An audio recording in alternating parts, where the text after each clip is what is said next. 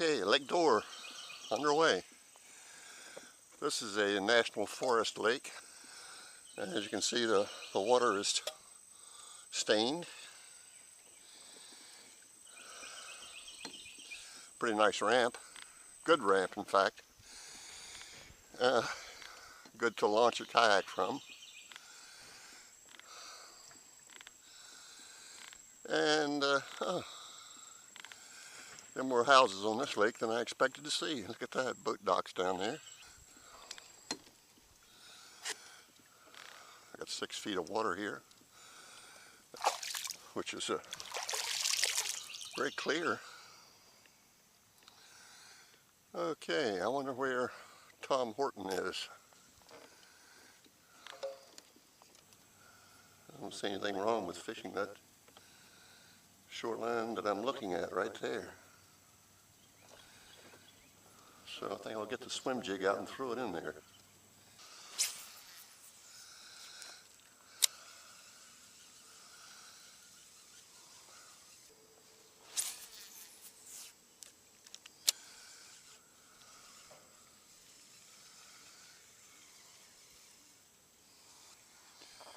Won't be much of this before I put the crankbait on. And I see Tom Horton coming up. I'll give him a walkie-talkie so we can stay in touch. I'm getting fish marks. Got fish marks at 6, 8, 10 feet. Hey Tom, how you doing? Yeah, I'm seeing fish out here at about 11, 12, 13. Yeah, me too. The guys are telling me there's a deep spot about 30 foot deep over straight across where the woods are. And I figured that I didn't know if you wanted to go over there because the fish might be hanging deeper, a little bit cooler water. I don't think I would pedal that far just to get in a deep hole. Let me give you a walkie-talkie here, see if we can get those working. Okay. I went and bought a rattle trap, Supernatural. Yeah, I'm going to drift in here by this grass bed. See the grass bed directly ahead, and the woods line, and there's some pads on the water there. Let's see if this crankbait will attract anything.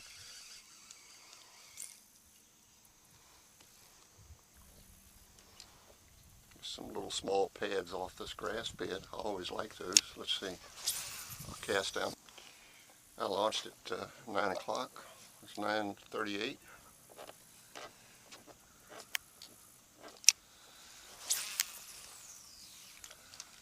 Still in pursuit of a bass. Well, the bait's coming back nice and clean.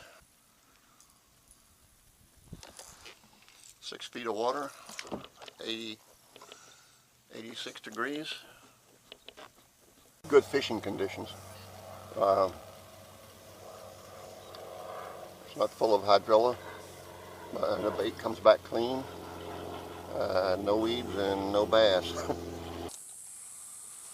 Now here's the more northerly ramp.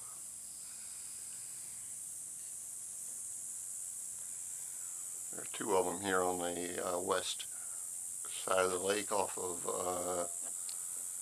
Route 19.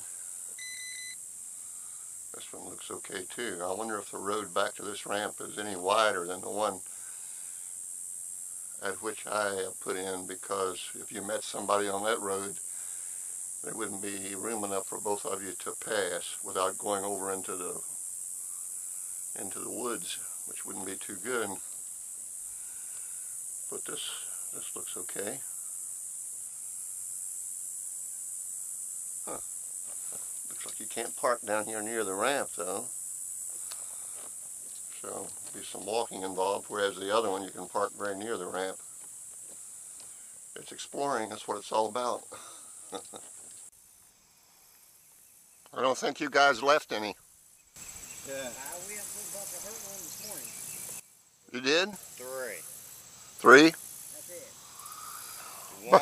One decent sized one, and one wasn't much bigger than my popper, and he hit that popper.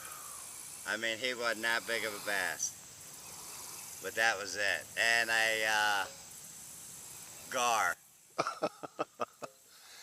This is my first time out here. Did you put in at the nearest ramp? No. All the way up. We put it at the free ramp. The problem I see with the free ramp is if you meet somebody on that road, You gotta back up. I can't back a trailer up 300 yards. Either. What the heck do you do? I haven't met nobody yet. We come so early, you ain't probably gonna meet nobody. So. I see. You catching anything at all? I have not had a bite. Well, I can tell you what, I just now switched over to worm. I've been fishing topwater all morning. And like I said, I caught one small one and a gar. And then he caught 2. He caught a small one and then about a 2.5 pounder. Do you fish out here often? Yeah, almost every weekend. Well, obviously you do better sometimes because you wouldn't be coming back. Correct. Sometimes Today's a slow day. Sometimes you'll have 5 or 6 fish before 9 o'clock. And then Nice fish. Yeah, and then some days, like today, you have to work hard for them. A couple of weeks ago, I think by 9 o'clock, 9:30, I had already caught 5 nice fish. I'm talking, 2-3 pounder. Now, don't get me wrong, he just now caught a nice fish, just now. And we've been out here as late as 12:30, 1 o'clock and caught fish. Come in here next to the shoreline to get some relief from the sun. See, basically this is shady over here. Boy, it's pretty. Let me just throw this swim jig right back in there.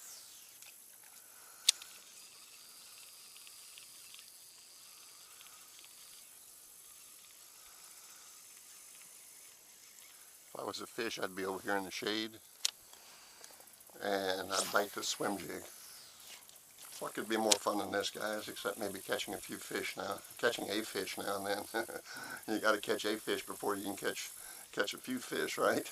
I'm sitting out here in the middle now. Not sitting really, I'm drifting with the wind, which is taking me right back to the launch. And I'm throwing a red-eye shad, rather. Yeah, I wonder where it gets that name. On monofilament. And we're in 16 feet of water, and I'm marking fish at 12, so I'm going to let it sink all the way to the bottom, because this bottom is completely flat. It must be a sand bottom right here.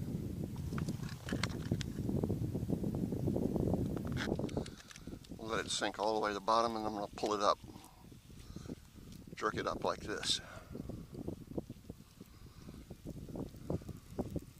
If you're currently facing north, I'm at your 6. Yeah, I guess. I see you right straight across from me there. I'm out in the middle. Oh well, anyway, it's fun just being out here drifting around like this and having a fishing mate. Having the walkie-talkies, that's nice too. If you should catch anything, he can tell me about it. I can come pedaling as fast as I can go. Oh man, and, it's easier to launch than it is over at Gertrude. I'm getting fish marks at 12, 11, 12, and we're in 18 feet of water here. Gotcha. I say it's like I like the summertime fishing in Florida, but you either got to go early in the morning, or you got to go late in the evening. That's a wives' tale. I caught that lunker bass that you see that decal for at 1:10 in the afternoon on Lake Griffin. You got a what there? A decal? Yeah, it's a trophy catch detail. Oh, okay, trophy catch. Yeah, that comes from the state of Florida. Oh, that's nice. Here, you can lift up that net and read it there. I wish you would. Yeah, that's nice. So you got what size? An 8-pounder? 8-1. On one of those type things. Yes. I'll be dang. Actually, on that gold one right there. See that gold one right here? Mm-hmm. That's like a shad or something. That's an Aruka shad. Yeah. Spro Aruka shad, black and gold.